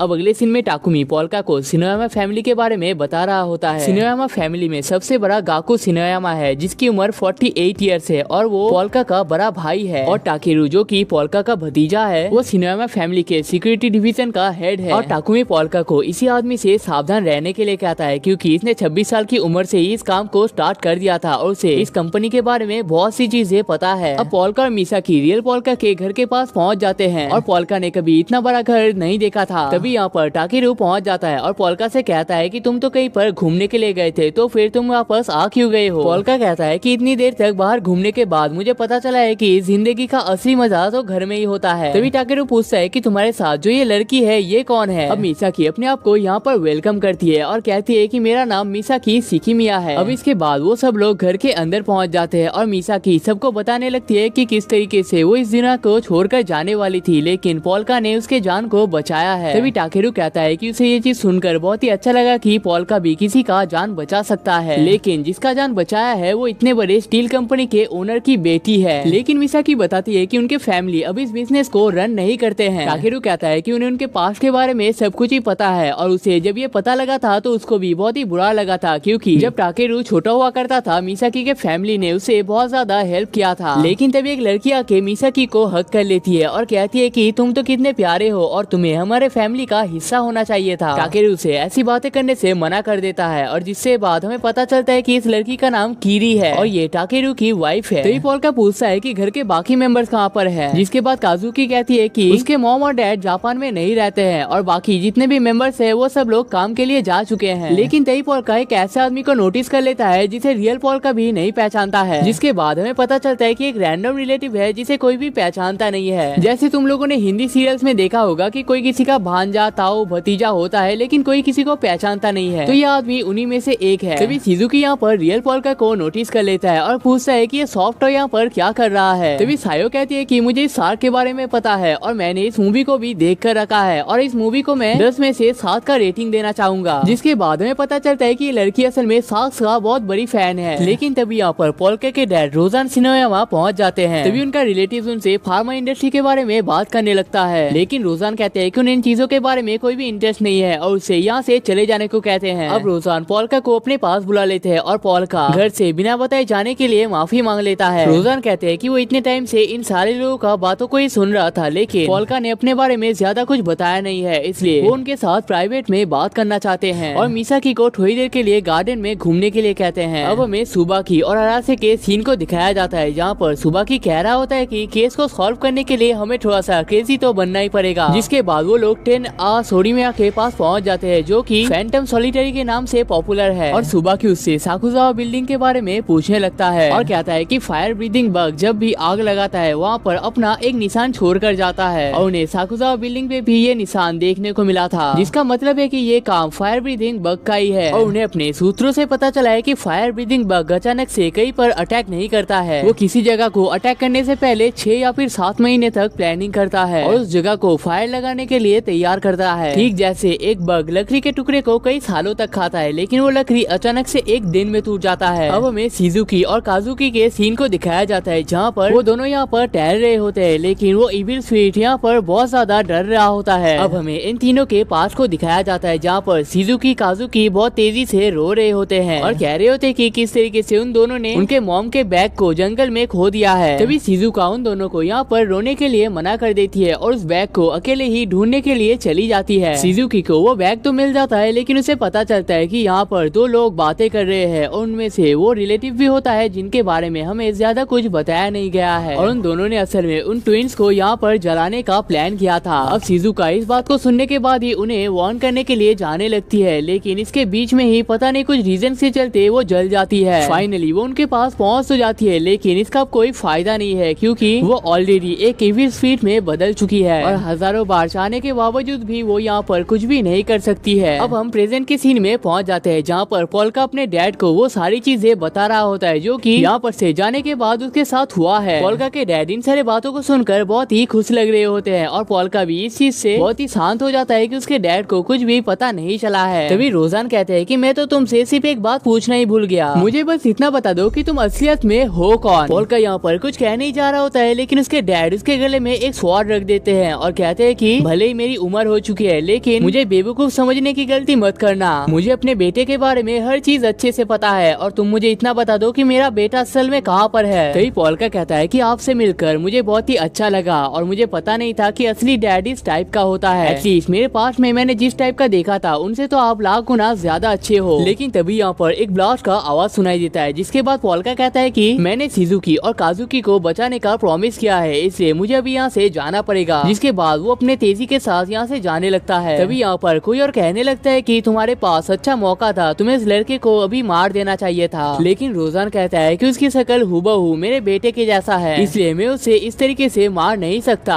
अब हमें शिजुकी और काजुकी को दिखाया जाता है और वहाँ पर एक बॉडीगार्ड पहुँच जाता है और कहता है कि घर में आग लगने की वजह से उन्हें अब यहाँ से जाना पड़ेगा। जिसके बाद वो तीनों एक बेसमेंट में पहुँच जाता है। तभी काजुकी कहती है कि ये गलत रास्ता है, मुझे पता है कि ये बेसमेंट का रास्ता है और यहाँ से बाहर नहीं जाया जा सकता। तभी वो आदमी कहने लगता है कि ऐसा कैसे हो सकता है, मैंने तुम दोनों के ऊपर जाने के रास्ते के लिए 2 सालों तक मेहनत की है। अब वो दोनों ही यहाँ पर बुरी तरीके से डरने लगते हैं। लेकिन तभी मिसाकी अपने फुल तेजी से आकर उसे एक लात मार देती है और वो आदमी बुरी तरीके से यहाँ पर गिर जाता है। जिसके बाद वो आदमी अपने मास्क को खोल देता है और हमें पता चलता है कि ये आदमी असल में फायर ब्रीदिंग बग है, जिसने साकुजावा बिल्डिंग में भी आग लगाया था। तभी मिसाकी कहती है कि कल जब तुम मेरे घर में आए थे मैंने तुम्हें पहली नजर में देख के ही पहचान लिया था, क्योंकि तुम मुझे देखकर थोड़ा बहुत घबरा रहे थे। तभी फायर ब्रीदिंग बग कहता है कि मैंने तुम्हें क्लैरिसा के बार में नोटिस किया था और मुझे पता है कि तुम साइको किलर के नाम से पॉपुलर हो। तभी मिसाकी उन 2 बच्चों को यहाँ पर से जाने के लिए कहती है और अब उन दोनों के बीच में यहाँ पर फाइट स्टार्ट हो जाता है। तभी ब्रीदिंग बग कहने लगता है कि मुझे उन बच्चों का पीछा करने का कोई भी जरूरत नहीं है, क्योंकि ये आग पूरे घर में लगने वाला है और इस आग से उन बच्चों को और तुम्हें कोई भी बचा नहीं सकता है। तभी शिजुकी और काजुकी यहाँ पर रोने लगते हैं और सोचते हैं कि शिजुका के साथ भी तो ऐसा ही कुछ हुआ था, तो उसे भी कितना ज्यादा दर्द के बीच में गुजरना पड़ा होगा, जबकि पूरी गलती उन दोनों की थी। तभी वो दोनों कहते हैं कि यहाँ पर से जाने के बाद अगर उनकी मुलाकात शिजुका से हो जाती है तो वो दोनों उससे माफी मांग लेंगे। लेकिन तभी यहाँ पर पॉल्का पहुँच जाता है और कहता है कि मैंने तुमसे पहले ही कहा था कि तुम्हें चिंता करने की कोई भी जरूरत नहीं है, क्योंकि मैं तुम्हें प्रोटेक्ट करूंगा। और वो तीनों यहाँ पर से निकलने में कामयाब हो जाते हैं। तभी पॉल्का एक लड़की के पास पहुँच जाता है और कहता है कि अब तुम्हें यहाँ पर नाटक करने की कोई भी जरूरत नहीं है और गलती भी मेरी है। कल जब तुम मेरे घर में आए थे मैं अपने भांजों के लिए बहुत ज्यादा बिजी हो गया था, इसलिए मैंने तुम्हारे पास के इन सोर्स को नोटिस ही नहीं किया था। और तभी फिर से मीसा की आंखें उसे तेजी से लात मार देती है और फायर ब्रीदिंग बग कहता है कि मैं तुम लोगों से इम्प्रेस तो हो चुका हूँ, लेकिन यहाँ पर ढेर सारा आग फैला देता है और कहता है कि मुझे पता है तुम लोगों को आग से बहुत ही प्रॉब्लम होता है, इसलिए तुम लोग मेरा कुछ भी बिगाड़ नहीं सकते। लेकिन तभी पॉल्का नोटिस करता है कि यहाँ पर एक नहीं बल्कि 2 सोल्स मौजूद है और हमें पता चलता है कि वो दूसरा सोल लैमिंग का है और वो फायर ब्रीदिंग बग को बहुत ही आसानी से हरा देता है और इस चीज को एक सीक्रेट रखने के लिए कहता है। अब टाकेरू इस जगह को छोड़कर जाने लगता है और हमें एक कार के सीन को दिखाया जाता है जहाँ पर उनका रिलेटिव मौजूद होता है। तभी उसके पास एक बाइक आके खड़ा होता है, जिसके बाद वो बाइक वाला उसके कांच को तोड़ देता है। हमें फिर से स्टेशन के सीन को दिखाया जाता है जहाँ पर सॉलिटरी कह रहा होता है कि एक बग जिसे घर को खत्म करने के लिए 1 साल लग जाते हैं, तुम लोग मजाक तो बहुत अच्छा कर लेते हो। और कहता है कि फायर ब्रीदिंग बग कोई आम आदमी नहीं है, उसने बिना मैजिक पावर के यूज किए अपने आप को सुपर ह्यूमन बना लिया है और उसे इन जैसे बिल्डिंग्स को जलाने में 1 मिनट का भी टाइम नहीं लगता है। और कहता है कि फायर ब्रीदिंग कभी भी एक मैसेज नहीं लिखता है, वो हमेशा 2 मैसेजेस लिखता है, लेकिन ये सिर्फ सीक्रेट डिपार्टमेंट्स को ही पता है। अब हम देखते हैं कि टाकेरू, लैमिंग और उस राइडर ने मिलकर उनके रिलेटिव्स को पकड़ लिया है। तभी उनका रिलेटिव्स यहाँ पर बहुत ज्यादा डर जाता है और कहता है कि ये प्लान मेरा नहीं है, मुझे तो फायर ब्रीदिंग बग ने फोर्स किया था। टाकेरू कहता है कि उसे ये चीज पहले से ही पता है, तुम्हारे जैसा बेवकूफ लड़का मेरे फैमिली की तरफ तो आंख उठाकर भी नहीं देख सकता है, लेकिन फिर भी मुझे यहाँ पर तुम्हें पनिशमेंट तो देना ही पड़ेगा। अब हम देखते हैं कि फायर ब्रीदिंग बग को एक कार से कहीं पर ले जा रहा होता है, लेकिन तभी उसके कार के ऊपर कुछ अजीब से निशान बनने लगते हैं और हमें पता चलता है कि ये फायर ब्रीदिंग का मैसेज है और कार में बैठे सारे लोग उसे फेक फायर ब्रीदिंग बग कहने लगते हैं और उनका कार यहाँ पर बहुत ही तेजी के साथ जलने लगता है। तभी हम देखते हैं कि यहाँ पर एक अजीब सी लड़की गाना गा रही होती है और उसके बाद हमारे पास ये भी क्लियर हो जाता है कि ये फेक फायर ब्रीदिंग बग है। लेकिन अब हमारे पास कई सारे सवाल आ जाते हैं कि अगर लैमिंग ने इतने सारे क्राइम्स करके रखे हैं तो उसने पॉल्का का मदद करने का डिसीजन क्यों लिया और पिछले बार वाले इंसिडेंट में वो मिसाकी को लेकर भागना क्यों चाहता था और ये मिस्टीरियस सी लड़की कौन है और अगर ये आदमी फेक फायर ब्रीदिंग बग है तो असली फायर ब्रीदिंग बग कहाँ पर है। तो ये सारी चीजें आपको इसके अगले पार्ट में देखने को मिल जाएगा, लेकिन आपको अगर उसे एडवांस में देखना है और मेरी थोड़ी बहुत मदद करना है तो आप लोग मेरे मेंबरशिप को ले सकते हो, जो कि सिर्फ और सिर्फ 59 रुपीज का है। और अगर आप सिर्फ 30 ₹20 और दे देते हो तो आपको मेरे अगले वीडियो में शाउट आउट भी मिलेगा। और अगर आपको तब तक एक और अच्छा वीडियो देखना है तो लेफ्ट वाली वीडियो पे क्लिक कर सकते हो।